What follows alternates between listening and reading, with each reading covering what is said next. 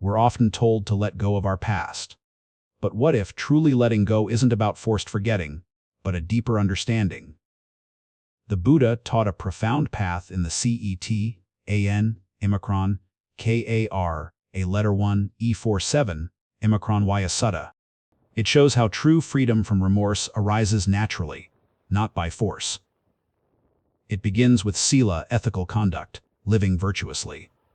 When our actions are rooted in kindness and wisdom, we plant seeds of peace. From Sīla naturally arises a Vippa, a letter 1 E6 a Makron Ra, the absence of remorse. With a clear conscience, the heavy burden of past regrets simply fades away. When there is no remorse, Pāmojja joy naturally arises. A lightheartedness fills the heart, free from self-blame and anxiety. This joy deepens into piti, a spiritual rapture or exhilaration. It's an uplifting feeling, a vibrant energy that elevates the mind. Piti then settles into Passaddhi, a profound tranquility. The mind and body become calm, serene, and deeply at peace. From this tranquility, Sukha deep, spiritual happiness arises. It is an inner contentment, independent of external conditions. This profound happiness naturally leads to Samādhi, deep, unwavering concentration. The mind becomes unified, focused, and powerful. This chain, from virtue to concentration, is the Buddha's true teaching. It's how the past dissolves, and freedom blossoms naturally, effortlessly. Many self-help gurus tell us to simply let go of our past, our pain. But often, this advice feels empty, even impossible to truly follow. Forcing ourselves to forget doesn't dissolve the deep-seated regrets or the echoes of what we wish we'd done differently. The Buddha, however, offered a more profound and gentle path, not of forcing release, but of cultivating the conditions for true peace. This path is beautifully outlined in the Ceta Imicron Kar, a letter 1 E47 Imicron Sutta, revealing a powerful chain of cause and effect that transforms our inner world. The journey begins with Sīla, living with ethical conduct, acting with integrity, and aligning our intentions with compassion and wisdom. From Sīla naturally arises a Vippa, a letter 1 E6 Imicron, Ra, the profound freedom from remorse. When we act rightly, regret finds no ground to stand upon. Without the burden of regret, our minds are lightened, opening the door to genuine joy, a deep contentment that arises from within. This joy deepens into piti, a rapturous delight, and Passaddhi, a profound tranquility, calming both body and mind effortlessly. So, true letting go isn't about forcing things away. It's about cultivating conditions where peace, freedom, and clarity naturally blossom. Reflect on your actions. Let virtue dissolve the past's grip. Cultivate a life of integrity, and true freedom will naturally follow. We often hear advice to just let go of our past. But how do you simply release something so deeply ingrained? This constant trying often creates more struggle, more self-judgment. It keeps us trapped in the very past we wish to escape. The Buddha offered a profound alternative, not about letting go directly, but cultivating conditions where the past naturally dissolves. This path begins with Sīla, cultivating ethical conduct, living with integrity and kindness in thought, word, and deed. When we live virtuously, we generate no new reasons for regret. Our conscience becomes clear, leading to a Vippa, a letter 1 E6 Imicron Ra, freedom from remorse. From this freedom, a natural joy arises, a lightness of being that isn't forced, but flows from a clear conscience. This joy, in turn, brings about tranquility, a deep calm, where the mind settles, undisturbed by the ripples of the past. This tranquil mind then experiences true happiness, not fleeting pleasure, but a profound contentment that permeates your entire being.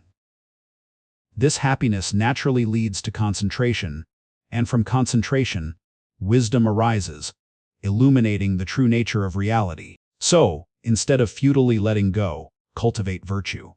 Experience how remorse fades, giving way to lasting peace with your past. We often hear the advice to let go of the past, to simply release our regrets, our shame, our lingering sorrows. The past, in its essence, is a collection of actions and their consequences, both seen and unseen. Consider the endless narratives we construct around our past. If only I had done this differently, I should have known better, I can't forgive myself. What, then, was the Buddha's actual teaching on this? It wasn't a command to let go, but an invitation to cultivate conditions for release. The first link in this chain is Sīla, moral conduct, virtue. It's not about rigid rules, but about living in harmony with oneself, and from Sīla naturally arises Avippaṭisāra letter 1 ECCDIC macron R, a non-remorse. This is the crucial link that most self-help advice bypasses. And the chain continues naturally. From non-remorse arises joy, Pāmojja, a lightheartedness that permeates our being. This is the Buddha's profound teaching on how to truly let go of the past, not by an act of forceful mental erasure, but by. This path leads to a profound and abiding peace, when the mind is free from the agitation of remorse and filled with the joy and. So, instead of trying to force release, invite virtue. Begin by observing your intentions. Do they lead to harmony or discord? Many self-help guides urge us to simply let go of the past, as if it's a switch we can just flip. But true liberation from our past, especially from remorse, isn't about forgetting. It's about a different kind of living. The Buddha, in the Cetan, Omicron Kar, a letter 1E47, Omicron Y a Sutta, unveiled a profound chain of cause and effect leading to freedom. It begins with Sīla, ethical conduct. Living a life rooted in harmlessness, honesty, and compassion. When our actions are pure and free from harm, there's simply no basis for self-reproach or regret. This state of non-remorse, called a Vippa letter 1 E6D Isa macron Raa, is the first fruit of ethical living. It's truly liberating. From this non-remorse, a pure joy arises, not fleeting happiness, but a deep and abiding gladness. This gladness then nurtures tranquility, a profound peacefulness that settles the entire mind and body. So we don't try to let go of the past. We cultivate virtue in the present, and the past naturally loses its grip. Reflect.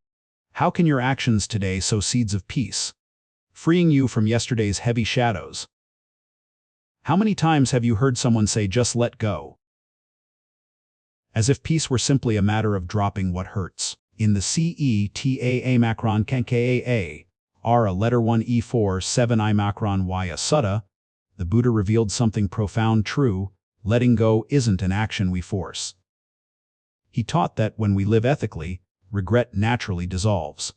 We don't need to fight it or push it away. From this foundation of virtue comes a Vippa letter 1 E6D Is Omicron R, a freedom from remorse.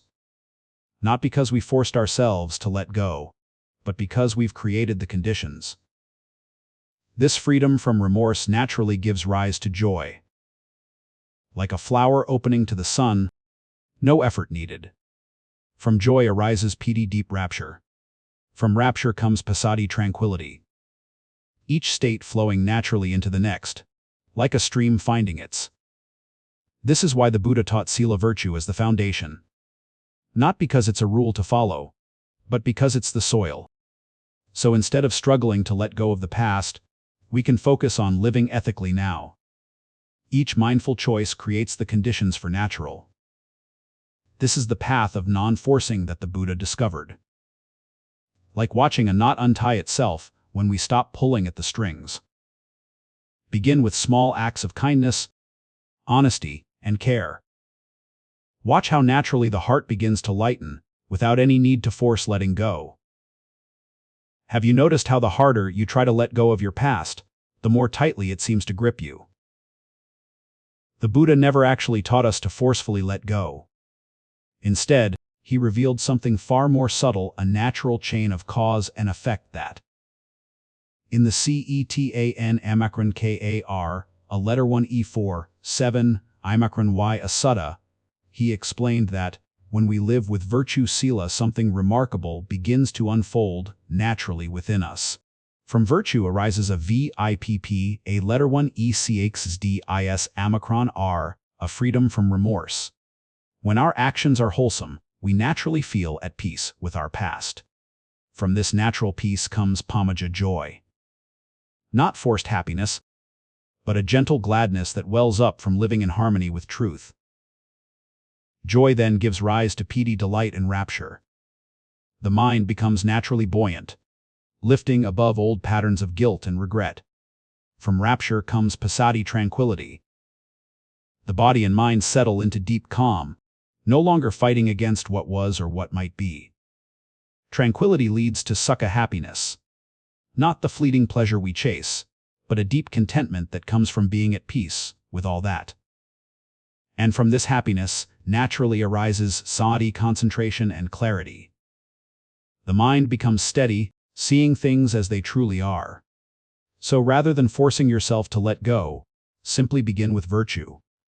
The rest will unfold naturally, like a flower opening to the morning sun.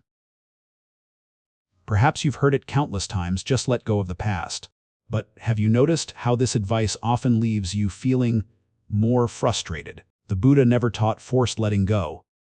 Instead, he revealed something far more profound, a natural chain of cause and effect that leads to genuine. In the Cetan letter 1E4, 7 Sutta, he explained that peace isn't something we force. It flows naturally from living with integrity and mindful awareness. When we live ethically and mindfully, regret naturally diminishes. Not because we're forcing it away, but because we're no longer creating causes for future remorse. From this foundation of ethical living comes a Vippa, a letter 1E6dis R, a freedom from remorse. It arises on its own, like a flower naturally blooming in spring. From freedom of remorse naturally comes joy. From joy comes tranquility. From tranquility comes concentration, each flowing into the next. This is why forcing ourselves to let go often doesn't work. True release comes from understanding and aligning with this natural process. Instead of struggling to let go of the past, we can focus on living ethically now.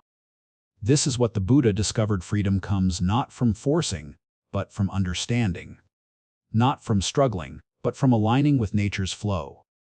So let us begin where the Buddha guided us, with mindful, ethical living. From this foundation, all else will naturally unfold. How many times have you heard "just let go"?